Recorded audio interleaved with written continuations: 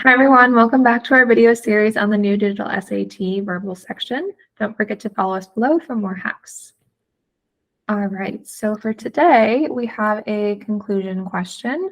Which choice most logically completes the text? So again, we're thinking about, what kind of logical conclusions can we draw based on the information presented to us? So, compiled in the late 1500s, largely through the efforts of indigenous scribes, Cantares Mexicanos is the most important collection of poetry in classical Nahuatl, the principal language of the Aztec Empire.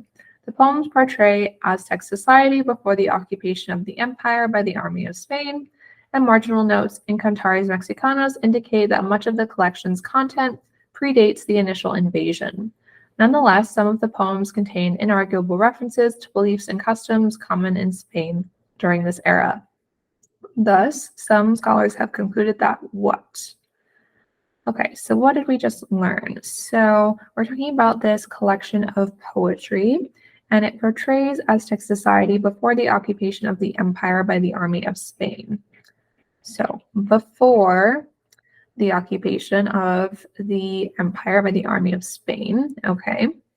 But the marginal notes indicate that much of the collection's content predates the initial invasion. But nonetheless, some of the poems contain inarguable references to beliefs and customs common in Spain during this era. All right, so this seems a bit of a contrast, right? Like that's what's coming out to us here, is that they're saying that this text kind of predates the occupation of Spain and the Aztec Empire, but there are still some references to the beliefs and customs in it despite that. So what might scholars have concluded? Let's look at our options. A, while its content largely predates the invasion, Cantares Mexicanos also contains additions made after the invasion. Okay, this seems reasonable, right? That would kind of logically explain why there are some elements in there that would suggest it was post Spain's invasion. So we'll keep A as a choice. B, although those who compiled Cantares Mexicanos were fluent in Nahuatl, they had limited knowledge of the Spanish language. Okay, so we're talking about the beliefs and customs of Spain, not about the language specifically, so we can get rid of B. So then C, before the invasion by Spain, the poets of the Aztec Empire borrowed from the literary traditions of other societies. Okay, so while C could be true, we just don't know that from the passage itself. Like nothing in the passage suggests this to us. So we can get rid of C for this one. So then D, the references to beliefs and customs in Spain should be attributed to a coincidental resemblance between the societies of Spain and the Aztec Empire.